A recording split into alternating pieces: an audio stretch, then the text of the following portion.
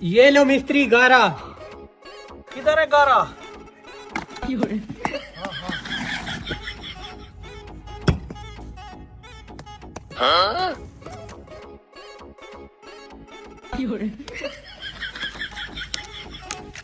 لاؤ اینٹ دو. کدھر ہے اینٹ؟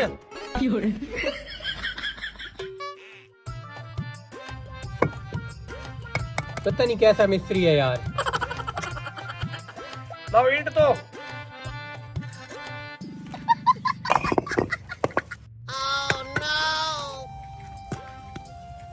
کوئی مزدور اور مستری تمہارا روزہ ہے؟ لگتا ہے آج ٹھیکیدار بہت بڑی افطاری کروا رہا ہے. میں اسے جھوٹ بولتا ہوں کہ آج میرا روزہ ہے. ٹھیکیدار صاحب میرا روزہ ہے.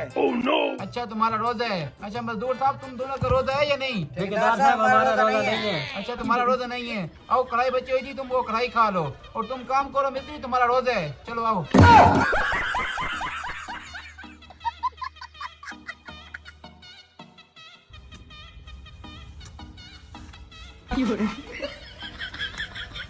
آج تو مزہ آ گیا ہے.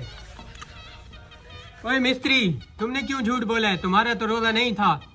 یار میں نے سمجھا ٹھیکیدار آج افطاری میں بہت بڑا پروگرام کروا رہا ہے اس لیے میں نے جھوٹ بولا کہ میرا آج روزہ ہے.